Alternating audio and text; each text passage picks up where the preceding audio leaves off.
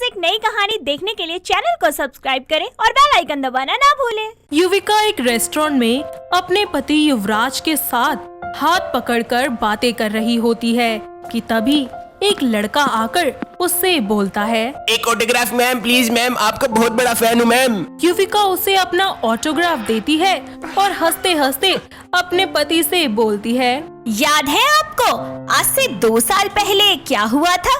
युविका और युवराज 2 साल पुरानी बातों को याद करते हैं, जिसमें युवराज, युविका, यार आज कितना ग्लो कर रही है तू, क्या लगाया है? अरे कुछ भी तो नहीं, मैं तो हमेशा ही ऐसे ग्लो करती रहती हूँ।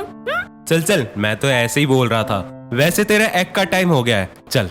तभी युविका एक एक्ट करना स्टार्ट करती है, जिसे देखकर सभी उसके एक्ट की खूब तारीफें करते हैं। उनमें से एक देवराज नाम का आदमी युविका के पास जाता है और उससे बोलता है, हेलो मिस, मैं एक मशहूर डायरेक्टर हूँ और मैं आपकी एक्टिंग से काफी इम्प्रेस हुआ हूँ। मुझे एक ऐसी ही लड़की की तलाश थी, तो मेरे साथ काम करना पसंद करोगी आप? इतना बड़ा ऑफर खुद युविका के पास चलकर आया था, जिसे वो मना नहीं कर पाती और खुशी खुशी हाँ कर देती है। कुछ ही दिनों में वो मुंबई चली जाती है, जहाँ वो बहुत सारे एड, मूवीज, सॉन्ग्स में एक्टिंग करते हुए दिखाई देती है।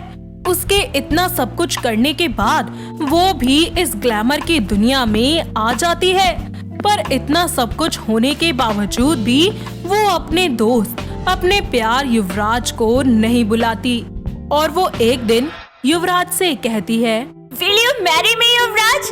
क्या तुम मेरे होना चाहोगे? क्या तुम आज भी मुझसे उतना ही प्यार करते हो जितना पहले किया करते थे? पहले से भी ज्यादा, और मैं तुम्हें इसी तरह से प्यार करता रहूंगा सारी उम्र, और कभी तुम्हारा साथ नहीं छोड़ूंगा। वादा करता हूँ मैं तुमसे। I love you so much. मैं कब से इस खूबसूरत लम्हे का इंतजार कर रहा था। I love you too, युवराज। मैं भी तुमसे बहुत प्यार करती हूँ और अपनी जिंदगी की आखिरी सांस तक मैं सिर्फ तुमसे ही प्यार करूंगी। कुछ ही दिनों में दोनों एक दूसरे से शादी कर लेते हैं और अपनी शादीशुदा जिंदगी खुशी खुशी बिताने लगते हैं। धीरे धीरे युविका अपने काम में बहुत ही ज्यादा बिजी रहने लगती है। वो इतना ज्यादा बिजी हो जाती है कि वो युवराज को भी टाइम नहीं दे पाती। ये सब होता देखकर युवराज को बहुत बुरा लगता है। ऐसे ही एक दिन युवराज उसको अपने साथ मूवी देखने के लिए बोलता है और वो हाँ कर देती है, लेकिन वो टाइम पर नहीं आ पाती। तो वहीं युवराज हाथों में मूवी टिकट लिए थिएटर के बाहर युविका का इंतजार करता रहता है और युविका अपने काम में इतना ज्यादा बिजी होती है कि उसे कुछ याद ही नहीं रहता। कुछ देर बाद अपने काम से फ्री होने पर उसे याद आता है, तो वो खुद से बोलती है, उप्स, रात के 12 बज गए। ओह शिट, आज तो मुझे युवराज के साथ मूवी देखने जाना था। अब तो वो बहुत गुस्सा हो रहा होगा। क्या करूं? एक आइडिया है। एक काम करती हूँ, फोन करके झूठ बोल देती हूँ कि मेरी सेट पे तबीयत खराब हो गई थी। वो सबसे पहले युवराज को कॉल करती है और उससे कहती है, युवराज, आई एम सॉरी, मुझे याद था पर अचानक से ना सेट पर मेरी तबीयत खराब हो गई थी, इसीलिए मैं नहीं आ पाई। इट्स ओके बेबी, घर आ जाओगी या लेने आऊं? नहीं बाबू, मैं घर आ जाऊंगी, चिंता मत करो।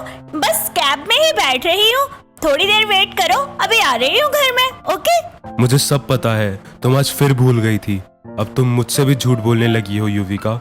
युविका अपने घर लौटती है, जहाँ युवराज और उसकी सास मनोरमा उसका खाने की टेबल पर इंतजार कर रहे होते हैं।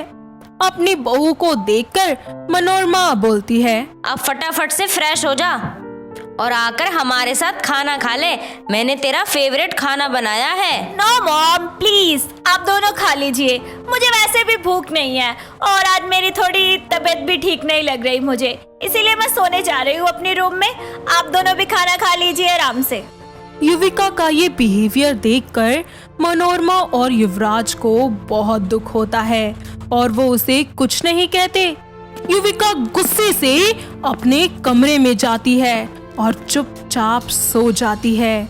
अगली सुबह बिना किसी को कुछ बताए युविका अपने घर से शूटिंग के सेट पर चली जाती है और मनोरमा भी उसके लिए खाना बनाकर उसकी शूटिंग के सेट पर खाना लेकर पहुंच जाती है, जहां उसे देखकर युविका बोलती है, आर यू मैड मॉम? बहू, तूने कल रात से कुछ नहीं खाया है और आज सुबह से भी तू ऐसे ही बैठी हुई है, इसीलिए मैं तेरे लिए खाना लेकर आई हूँ। मॉम, ये ग्लैमर की दुनिया है, यहाँ कोई किसी के लिए नहीं रुकता। और हाँ, आपको एक बात बता दूं कि रात को मैं खाना बाहर से खाकर आई थी, इसीलिए मैंने खाना नहीं खाया था। और एक बात हमेशा याद रखना, आज तो आप यहाँ आ गई, लेकिन दोबारा यहाँ आई ना तो मैं आपसे कभी बात नहीं करूँगी। अब जाइए यहाँ से। मनोरमा रोते हुए वापस घर लौट जाती है, जहां वो सारी बात अपने बेटे को बताती है। और जब रात को युविका अपने घर लौटती है तो युवराज उससे बोलता है, ये ग्लैमर की दुनिया है मैडम, यहाँ कोई किसी के लिए नहीं रुकता। और तुम उसी ग्लैमर की दुनिया की हो तो यहाँ क्यों आई हो? अपनी उस दुनिया में वापस चली जाओ ना। ये घर मेरा भी है, भूलो मत। इसीलिए तुम मुझे यहाँ से नहीं निकाल सकते जब तक मैं अपनी मर्जी से न जाना चाहूँ। निकल जाओ मेरे घर से, तुम जा सकती हो अपनी ग्लैमर की दुनिया में वापस, क्योंकि तुम मेरी युविका नहीं हो। मेरी युविका ऐसी नहीं थी, उसको इस चकाचौंध की दुनिया में नहीं जाना था और ना ही उसको ग्लैमर गर्ल बनना था। तुम्हारे पास एक अपॉर्चुनिटी आई और मैंने भी तुम्हारा साथ दिया, और तुमने क्या किया? मेरी और मेरी माँ की बेइज्जती। तुम सही बोल रहे हो युवराज, मैं अपनी ग्लैमर की दुनिया में इतना खो गई थी कि मैं तो अपना घर परिवार भूल ही गई थी। मैं तुम्हारा प्यार और तुम्हें भी भूल गई थी। प्लीज मुझे माफ कर दो और मुझे अपने से दूर मत करो।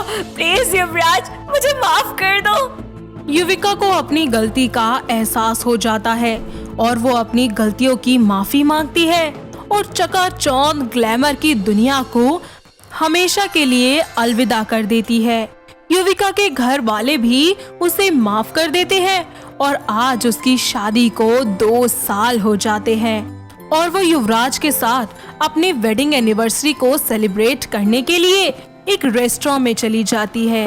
थैंक यू सो मच युवराज, जिंदगी में मुझे सही रास्ते पर लाने के लिए। अगर तुमने मुझे उस दिन वो थप्पड़ ना मारा होता तो शायद मैं कभी समझ ही नहीं पाती कि परिवार और पति की कीमत क्या होती है, अपनों का प्यार क्या होता है। मैं तो अपनी ग्लैमर की दुनिया में इतना खो चुकी थी कि सब कुछ ही भूल गई थी, पर तुमने मुझे वहां से बाहर निकाला और जिंदगी के हर अच्छे बुरे वक्त में मेरा साथ दिया।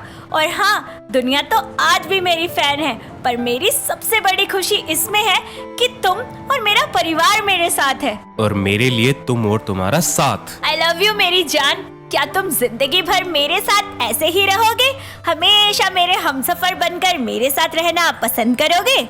वहाँ सभी लोग खड़े होकर ये देखकर तालियां बजाते हैं और वो दोनों वापस अपने घर आ जाते हैं, जहाँ युवराज उसको अपनी गोद में उठाकर कमरे में ले जाता है और बेड पर लिटाकर उन दोनों के बीच की सारी दूरियों को मिटा देता है और एक बार फिर से वो दोनों अपनी जिंदगी में खुशी खुशी आगे बढ़ते हैं।